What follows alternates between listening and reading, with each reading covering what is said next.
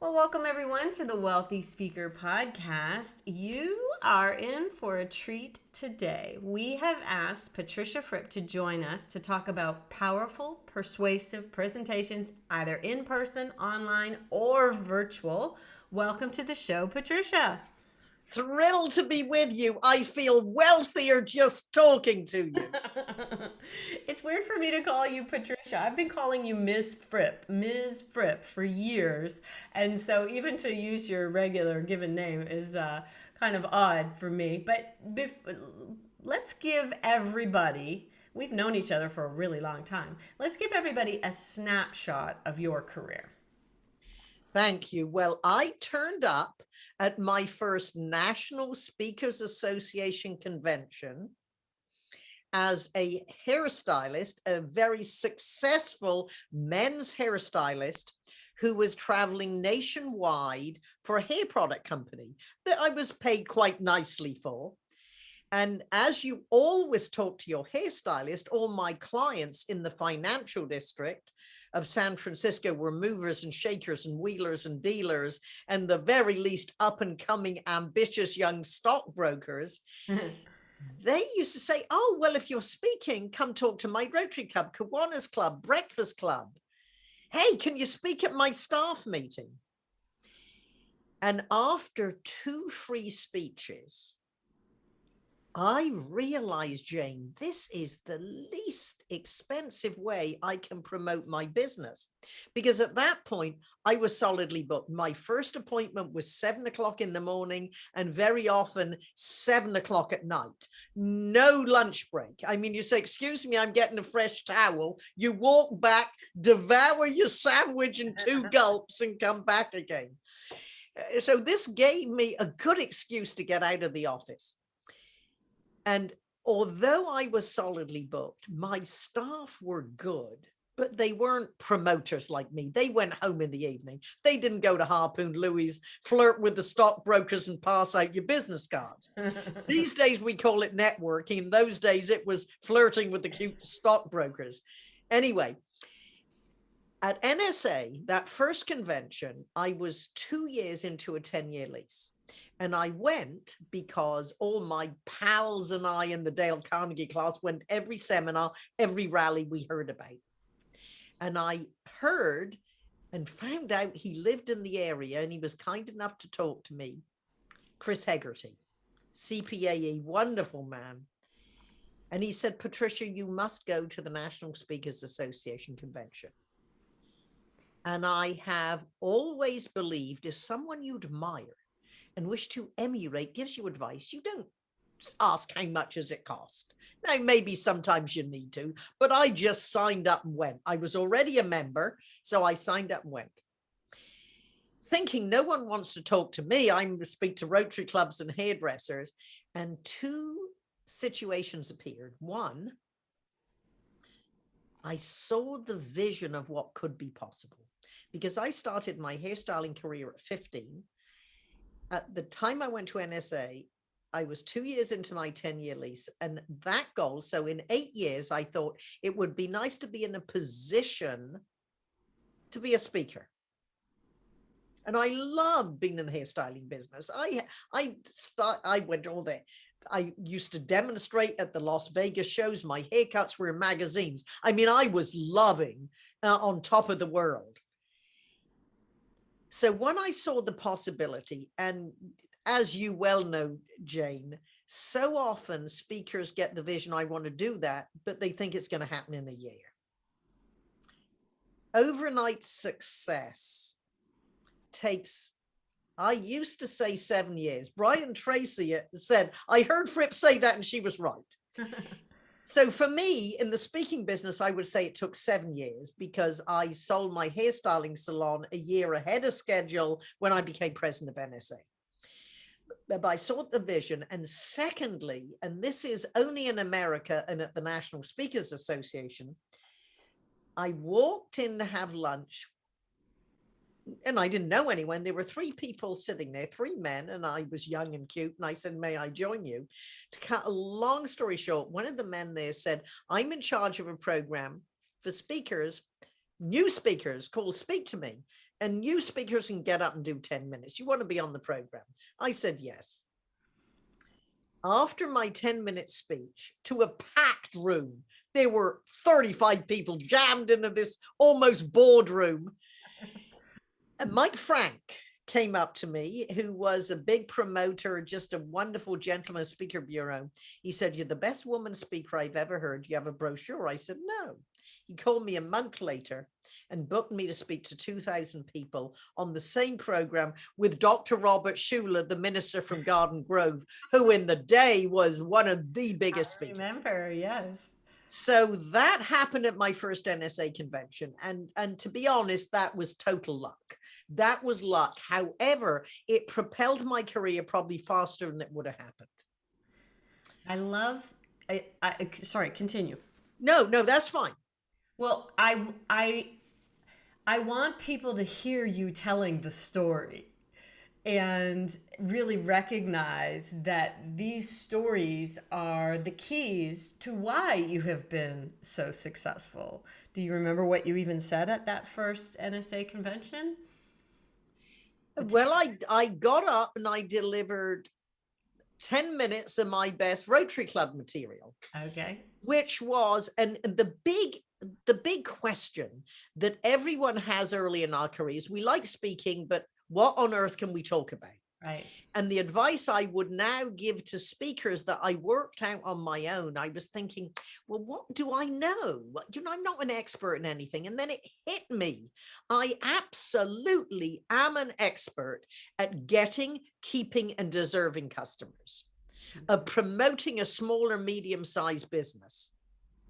And these were my first subjects. And this is, so I had real life examples of what I did. I had brilliant ideas and suggestions from my clients. See, I used being a hairstylist it was a very posh salon when I did my apprenticeship in England. I'd always worked in really posh, high-end salons that gave you access to develop relationships with people I would never have met socially. And so I used to say to people, what did you do with your little company that a big company want to pay you millions of dollars? Right. What made you the best salesperson in your company? I was using this as an education. I kept a tape recorder, cassette tape in my booth. And whenever I'd ask my clients these stories, I say, okay, I need you to say it there. I'm going to record it. And because, again, whether you are learning to develop your content and your delivery, or whether you're learning to develop great virtual presentations, you need to practice. And what got me to the point that Mike Frank saw I had great potential is because I created groups to speak to. I trained all my stylists to say, if you'll get a group of 20 people together, Patricia will come give you a free speech on customer service or promoting your business. And so because our clients had great businesses, these became my first paid customers, because of course I would speak for nothing just to promote my business, because I'd speak at 8 o'clock in the morning and I would look around, we'd have 3 new clients in my stylist chairs, because I knew I have to get my staff solidly booked so I can leave, because I was leaving for, once I left home for 5.5 weeks without coming back on a speaking tour. Anyway, I digress. At the beginning, you have to get good. You speak to everyone. And yes, they're all the service clubs. However,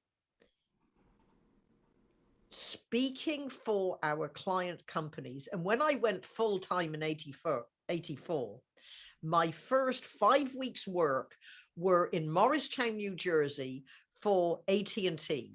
The first contact came from Gary Hickox, who was younger than I am, said to his boss, hey, I can bring a speaker for our staff meeting. It was his hairstylist.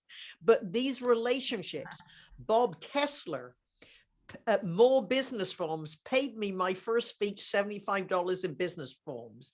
The last time he booked me was to 2,000 people in Hawaii that came from 16 countries, because as his career developed and I became a full-time speaker, he took me with him. Such a, Now, I I love know to shorten this story, that.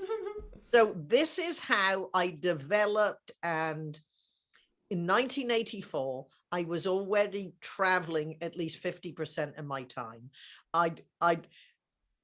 I'd be speaking for IBM in Texas, and the next morning, when I got home, I'd be in the salon at 7 in the morning.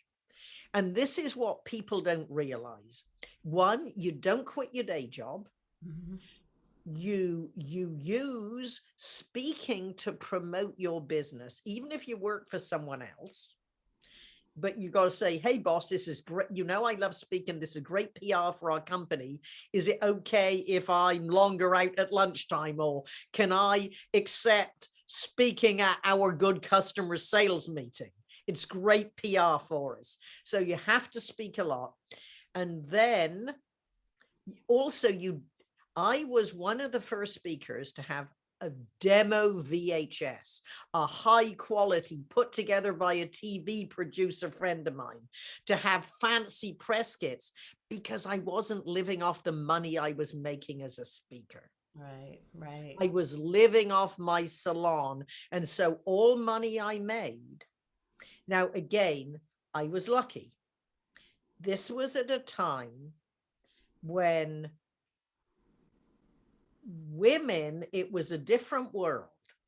Mike Frank, who discovered me, was the first speaker bureau to really promote women. And he used to say, would you consider a woman? Some said yes, some said no. Even women, direct sales full of women, were hiring men, and women speakers were getting bigger. Anyway, there weren't that many. So, and because I had great promotions and I was in business, I was not as funny as Jeannie Robertson. You want a humorist, you had Jeannie Robertson. But even Jeannie say, Jeannie Fripp, they want 4 hours. I can't do that. I'm recommending you. So what also helped me, I learned to customize presentations. And I learned from a great friend of ours, George Morrissey, who died very recently. And every time I was speaking for an NSA chapter saying, I'm going to tell him what you taught me, George, I used to call and tell him, because when you're in your 90s and you had a great career, it's very important to know people didn't forget you. Anyway, so George taught me. He went out to be a mystery shopper. So I became a mystery shopper. I went on sales calls with my clients. I learned to customize. So that propelled. So when I became president of NSA, which was, of course, decades ago, I was doing very well. That's when Meetings and Conventions said Fripp's one of the 10 most electrifying speakers in North America. You don't believe your own press, but you use it to your advantage. Yes. Probably in the, I don't know if it was in the middle 90s, I made a comment at NSA, and that is, keynote speakers cannot expect to be the flavor of the month for more than 20 years with speakers bureaus. And believe me, I was milking it to death.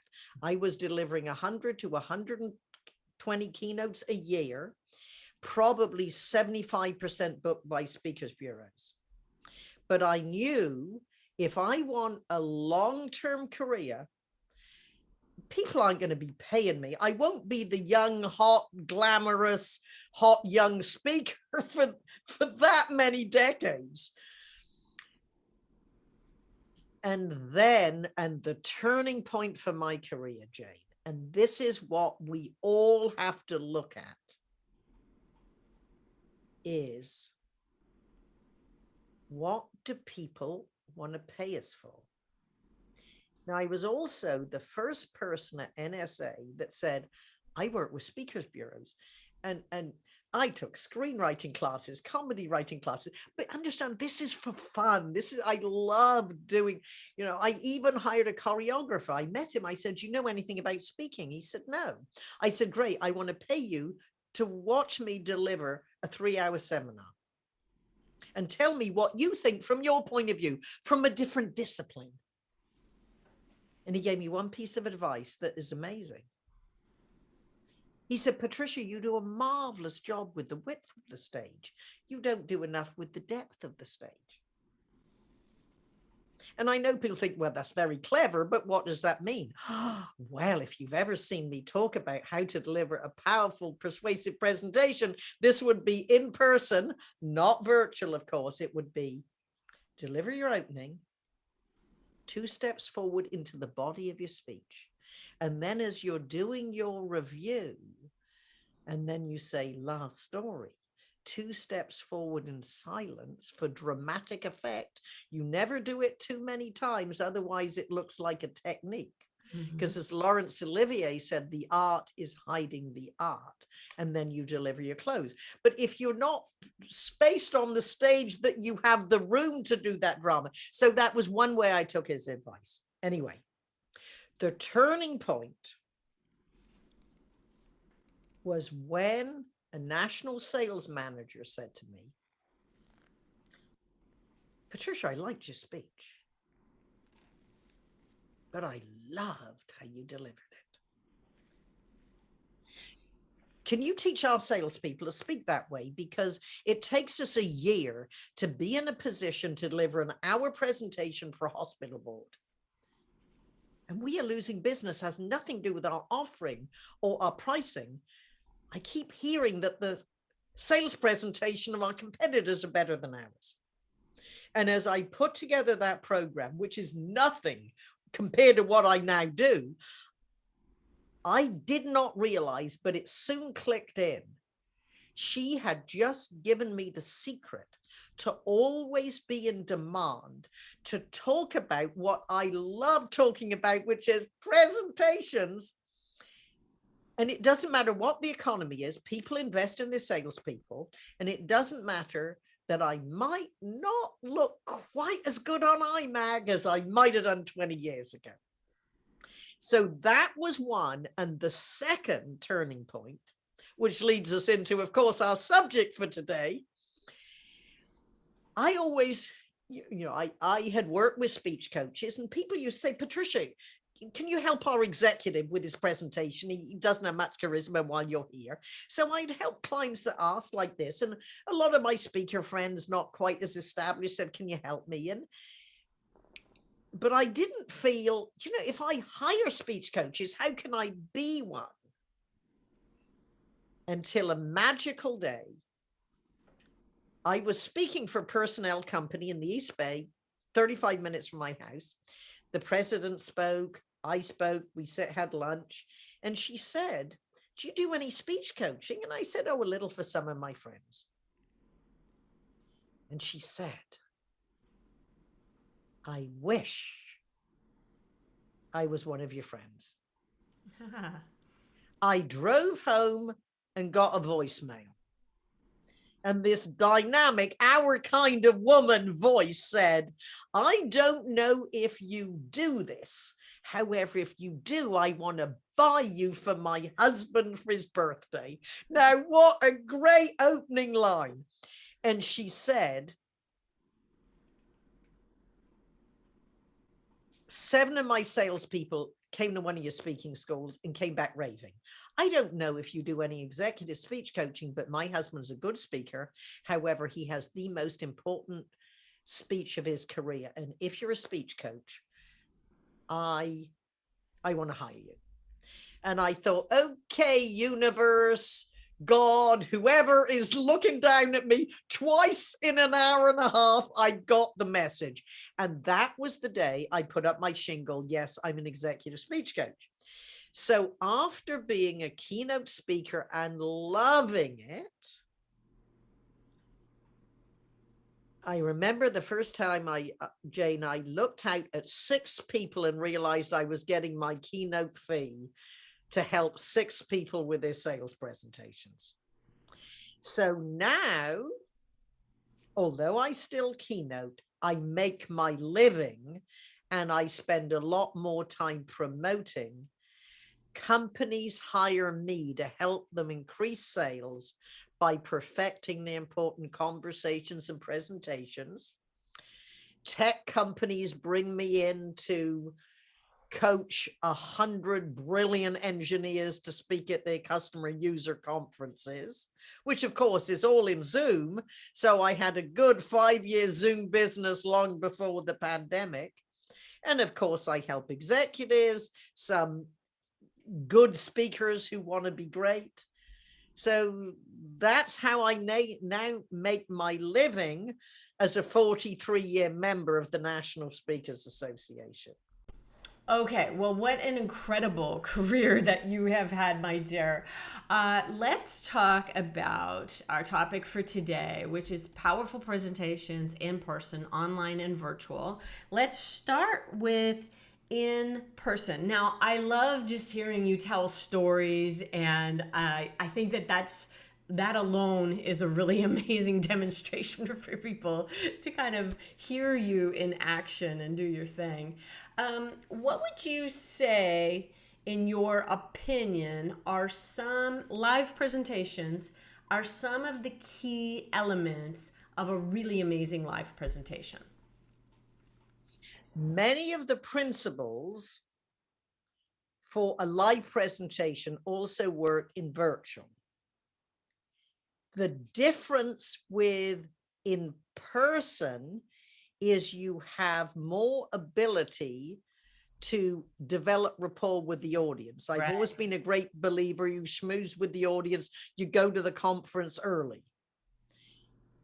And for a live presentation, it's important, usually for the client, that you can tie your presentation into their theme, and it's obvious that the audience knows you know who they are. Right. If there were one secret of giving a powerful, persuasive presentation, it would be that the audience is interested in your subject. Right. Now, that sounds obvious. However, the audience has to be able to see that you know who they are, and we have to speak as an audience advocate. You might give them, this is my opinion and my experience. Now, this is how it applies to you in the hospitality industry. Right, right, right. What would you do in terms of research preparing for a presentation? What would if let's break it down for emerging speakers, what they might do for research. I actually love to share some of the secrets of our more seasoned speakers. How much research are you doing before you go into a presentation in either way, virtual or live? Being very clear, what is the objective and how will they feel you exceeded their expectation? Now, Okay. that's really the champion of the program or the conference. Right. And whenever possible, interview their board of directors, their customers, their whoever the audience makeup is. Then looking at, we all have our core presentation, however, personalizing it to this group. So I remember I used to have a talk where you have to admit mistakes and you have to take advantage of opportunity. And I would go through. Now, when I say take advantage of opportunity, does anything come to mind? Now, would everybody know about this? Is this industry, company, or division? When I talk about mistakes, does anything come to mind? And it has to be immediate. For example, I was speaking for the California Coca-Cola Bottlers Association. Okay.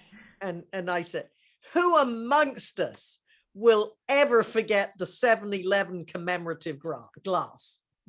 Everyone laughed hysterically. I wasn't even sure what it was, but Right. that was a mistake. Right. You know, Right. so and whenever you have whenever you have what is an inside joke, assuming everyone knows, they will give you more laughter than any other universal funny comment. Okay, so your goal is to get in there and mine for the inside track. I love that. Yes. Then, for example, with Bartlett Trees. Now, Bartlett Tree was a wonderful company. They were 98 years old when they hired me. And they even had a guy who'd been on the payroll for 57 years. This was a nice company. And I went for the entire conference, which was always my habit. I like being in hotels. But what I would do, Jane, is always sit, especially if I was going to close the conference. I would sit through and listen to the executives, listen to the other speakers. And I would always ask myself, what does that remind me of? What does that remind me of? And if a comment that an executive made reminded me of content that's part of my repertoire that I hadn't intended to say, I would add it in. Beautiful. And so I got up on the fourth day. This was, I believe, the fifth day of the conference, if you include the opening cocktail party the night before. I was the fourth speaker. And I walked on stage and said, I called the office and said, I need someone to come fertilize my trees. But I have to be honest, I only have 2 trees, so I'll never be a big customer. To which Marilyn, who had worked in the San Francisco office for a month, said, oh, madam, we don't have any little customers. Everyone's equally important to us. And I wish you could have been there the day my very own Bartlett tree expert came to call. I spent $195 having two trees fertilized. I made 2 of their associates heroes. They never, ever remembered the names of the other speakers. I know, because when I got follow-up work, you'll say, well, how can you beat being a customer? You go to work for them for a day. Then another time this was the Recreational Vehicles Association. And they said, Patricia, we don't expect you to be an industry expert. We got one of those. We just want you. We've heard your talk. We love you. Well, it's not good enough. Just because they're not satisfied. I took one day of my life and I went out as a mystery shopper for 7 different recreational vehicle companies and made a report, because this is what I'd learned from George Morrissey, who had spoken for the California recreational vehicles. Pretend to be a prospect. And, so, and for ages, they considered me an industry expert at manufactured housing. Hilarious. So it's different ways, but it's trying to do more and understand more. I want people to understand that your career has spanned 4 decades because you are willing to invest not only the time that it would take to go and sit day by day at a conference waiting for your turn to speak, but investing in your trees when you only had 2 trees, $200 out of your pocket to see what the service was like. I think that that's something that isn't as common today, Patricia, as it has been. And I think that it's really important that people recognize that you need to invest in your clients and that it will come back to you in spades. Yes, definitely. And again, this was fun. Oh dear, dating. No, I find this fun. I love it. Because business has always interested me. Yeah. So one, and this is important if you're on your way up, if you are customizing and personalizing your message, they're going to forgive you a lot more while you're perfecting your delivery skills. Right. You've got a little leeway. So that would be first. Then that is probably, that is the most important aspect, is every presentation needs to focus on this audience at this time. Right. This audience at this time. You know, someone who was a master of that, and I want to give his family a shout out, was the incredible Tom Wininger. You've talked. Exactly, because he was the industry expert Yes. when I spoke for the manufactured housing. And Mm. I bet Tom had done what I did years ago, but I had the up to date. Yeah. Yeah. Well, I wanted people to know that Yes. everything that I know about the speaking industry started at the feet of Tom Wininger. Mm. He had a Book It 1 and a Book It 2 series that was an 8 cassette audio. Oh, believe me, I bought them. I wore out the tapes in my Mazda GLC that I drove to work and back, working for my very first speaker. We learned so much from him, and I just wanted to give a shout out to his Yeah. family and say how much he's meant. I know a lot to you and to me as well.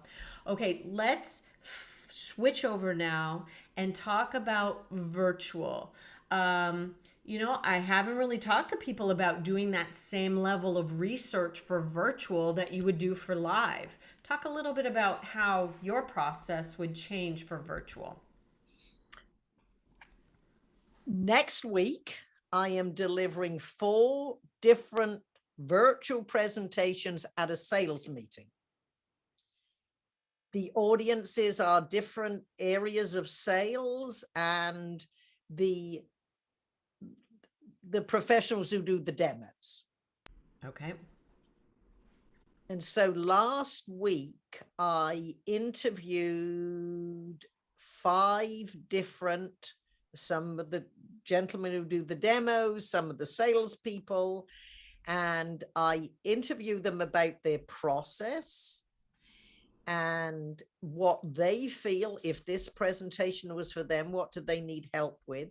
And I asked them to give me demos and also pretend I'm a prospect and give me a sales presentation. So I record all these in Zoom, and this is part of my process today. I go through all the Zooms. I take what notes I need, copy and paste some of the presentations, and I come up with customer success stories, and I teach them how to deliver a story in a couple of sentences, and then a story in a happy customer story in 2 or 3 minutes. Mm. I find out and give credit to those, what they did superbly well. Right. And you say, now, nothing wrong with this. However, how about saying it this way? So I rewrite their sales presentations. And So when I deliver it, I'll deliver the principles, you know, how to open with impact, how to build rapport, how to structure your presentation around the interests, challenges, or opportunities for the prospect, how you give them customer stories. And so I give them the principles, but I give examples of what they are now doing that they could perhaps do even better. beautiful.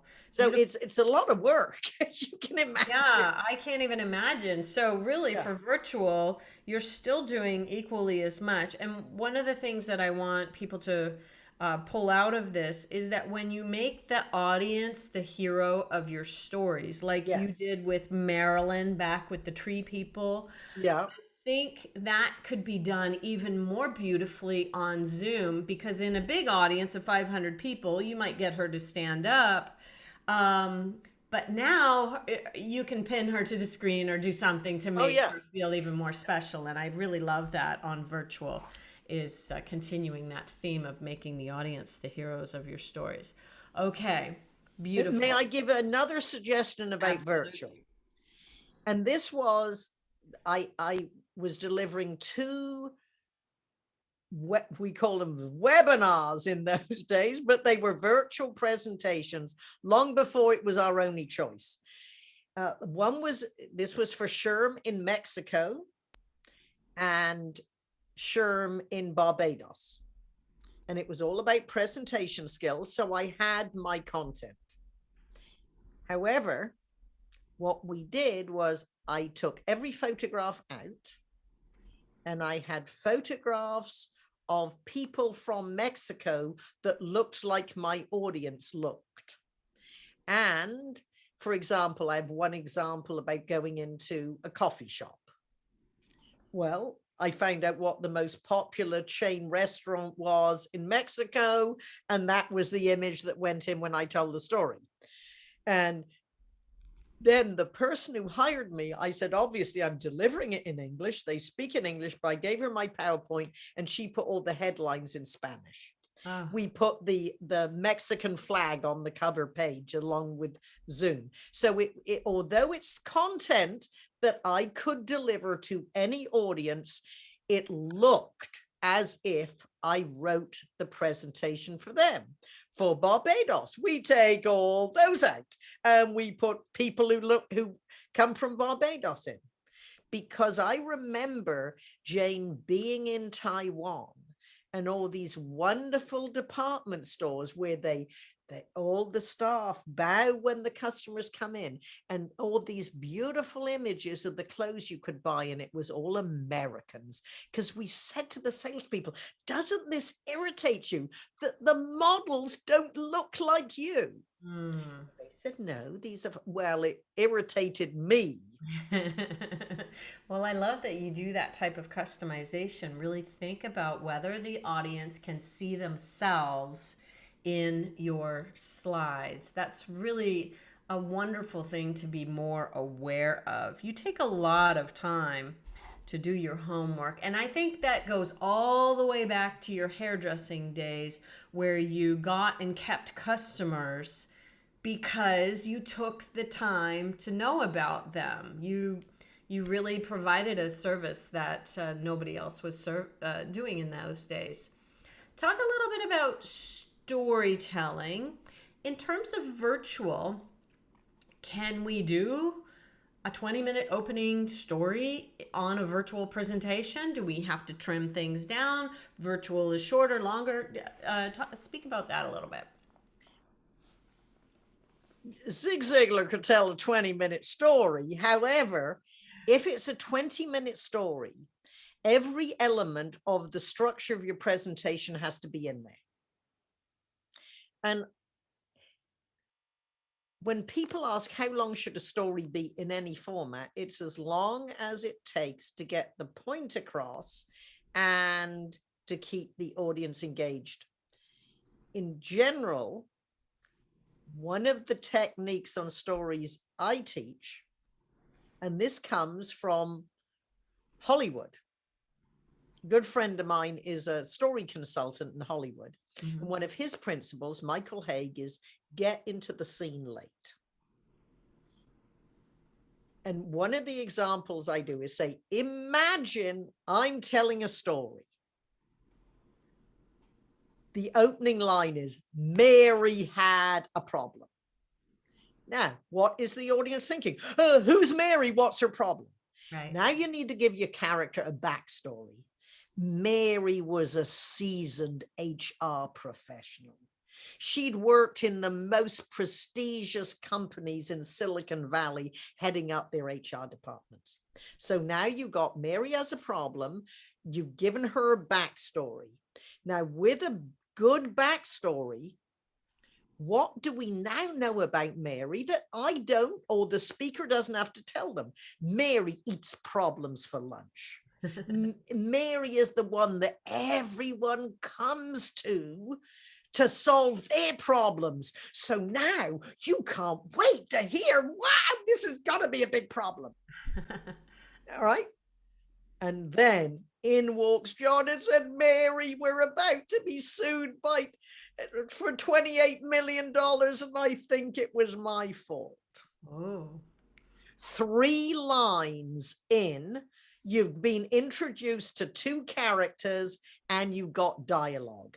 A very important part of the story is we need to know the backstory We don't have to say, when Mary was at college, she always wanted to help people, and a counselor gave her these tests and said, Mary, HR would be a great career, and who cares? Get into the scene. And stories are about people. Now, I coach salespeople on how to tell happy customer stories, and I say, companies do business with companies, yes, but really it's a person in your company sells to a person in their company. And people, if they're important, they need to have a name. Well, if you can't tell me the exact name, make one up. But if they're the star of the story, we need to know John. Now, give him a backstory. He's a senior vice president of marketing. He was a 20-year veteran of. Just give me, because people make decisions differently if it's their third day on the job or if they're 20-year veteran. So this is all giving the audience information that they can make assumptions from without being told. And then characters speak. So when I train salespeople, and these are also great success stories for speakers to tell, imagine your customer, who is now the happy, satisfied customer, was a prospect.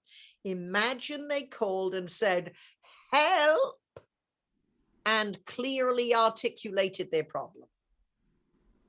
I know that isn't true. And by the time you talk to them, it might be 3 months of internal sales and trade shows. But what a story does is shrink time. And a story needs to be true, not 100% accurate. Right. We call that creative nonfiction. Yes, the principle is true. The problem is true. However, you don't really have 20 minutes. I like the idea of giving a villain character a name that is more villainous, instead of like this really kind name, you give them Richard or something like that, because something. Oh, I know our friend Ed Tate. Yeah. You can attribute a characteristic. Mr. I've never met anybody I ever liked walked up to the counter. Right. That's right. I love that. All right. Really quickly, do we need to adjust our energy levels? Like, I'm thinking about how your energy goes through the teeny tiny little camera. And now we're getting all these other social media platforms, Clubhouse, etc. I just heard this tip on Clubhouse. You really need to show up with some energy on Clubhouse, or people are going to leave your room. And so the same thing I think goes for virtual, is we really need to be aware of our energy levels. But Patricia, is it still a little bit of an ebb and flow throughout a presentation? You can't be all on, all in 100% of the time, right? What we need to create is what I call energetic intimacy with your camera. Energetic intimacy. Because the advice I give to speakers, I don't care if you have 2,000 people in front of you, you still talk to one. You can have 2,000 people in front of you and say, if I were to ask you, and everyone hears the speaker is talking to me. Well, you've probably got thousands of people watching, but you're only talking to one person. If I were to ask you, I know what it's like. And you're probably thinking, so yes, just as we need to have vocal variety, we need to orchestrate our presentation, and we need to orchestrate our movement in live presentations. Yes, we certainly need to do that. However, it takes focused attention. And I can only speak for myself. I usually, after delivering a 2-hour program virtually, which certainly takes even more rehearsal than live, I usually have to go lay down.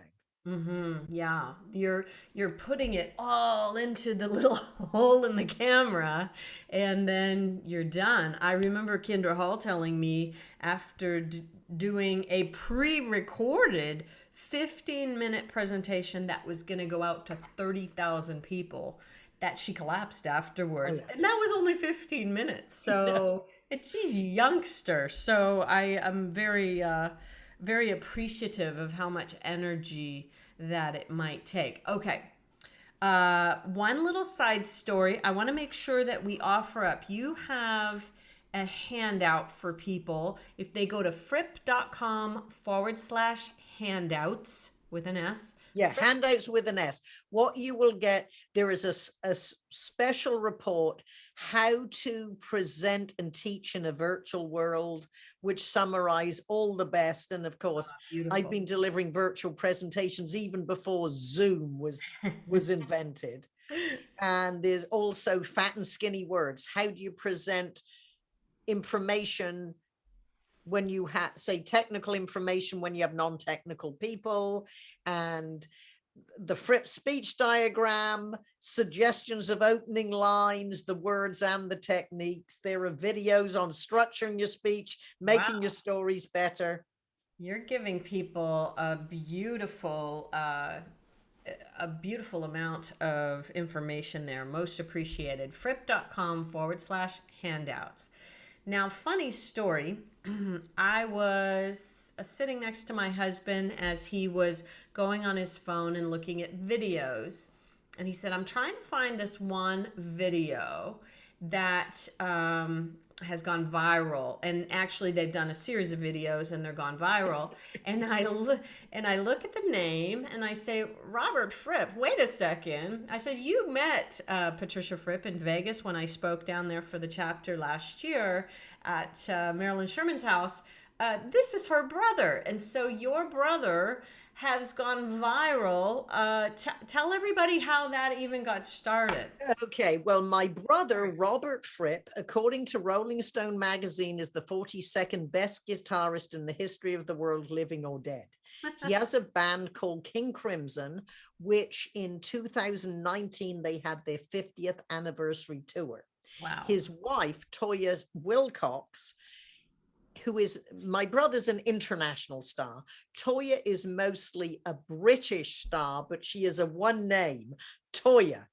She's an actress. She's been in movies with Laurence Olivier and Katharine Hepburn, and she was a punk rock and roll star that is still belting out and very popular. And they began a series, Robert and Toya Lockdown Lunch, when the pandemic began, to cheer up people who were locked at home. They do this every week, so that now they have 11 months worth, 10 months worth, and they are a hoot, and they have gone viral. I don't know if I should tell you what really hit them off. I My know. sister-in-law in her 60s, Yeah. she's younger than my brother, is in great shape. Yeah. And she had an exercise series with very tight tops with Yeah. no bra on, which people say is, oh, the backup singers are not here this week. So for about 4 weeks, they went viral. Yeah. And this is a point from my brother. When they were having a press conference for the 50th anniversary tour, and this does tie into the viral, but it ties in for speakers, Mm. consultants, coaches, really any entrepreneur. The editor of Rolling Stone magazine flew over from New York to London, and he said, Mr. Fripp, what is the purpose of the 50th anniversary tour of King Crimson? And my brother, who is the brilliant one in the family and an amazing speaker, anyone needs to go to YouTube and put in Robert Fripp and Patricia Fripp Yes. to see some of his speeches. He said, to introduce King Crimson to innocent ears. I love that. Now, let's take that simple idea. What does that mean? They have a following that's followed them since 1969 when they first hit the headlines. My brother likes playing in venues, 2,000 to 4,000 people with no phones. You know, you don't take video, you don't take flash photography, you will be pulled out. So his business partner said, we've been invited to play at Rock in Rio, 100,000 people outdoors, all video and flash. My brother says, sounds like a good idea, because they now have an enormous following in their 20s. Right. Now, if you think of the social media, I'm looking up this couple that has these innocent ears. Yeah. So you think, well, how does this apply to speakers? You know how people have all these online various legends and all these different virtual events. I always poo-pooed most of these. Now I'm doing them all. Yeah. Because you're introducing yourself to innocent ears. Yes. And this is, Jane, as you know, when I began my career, there was no social media. We didn't have email. We didn't even have the internet. And young people look at me at NSA and, well, how did you do it? Customizing, developing relationships. We did it. So now, with social media and virtual presentations, we can introduce our message to innocent ears. I love it. Patricia Fripp, thank you so much for taking time out of your busy schedule to be with the Wealthy Speaker listeners today.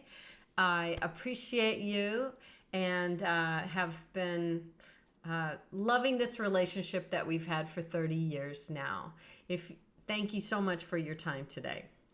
My pleasure. And keep making those speakers wealthy. All right. And thank you for listening in. If you're listening at home, make sure that you let us know you've appreciated what we're doing here today. Leave us a comment, a review. Make sure that you subscribe. And with that, we will say, see you soon, Wealthy Speakers. Bye for now, everyone.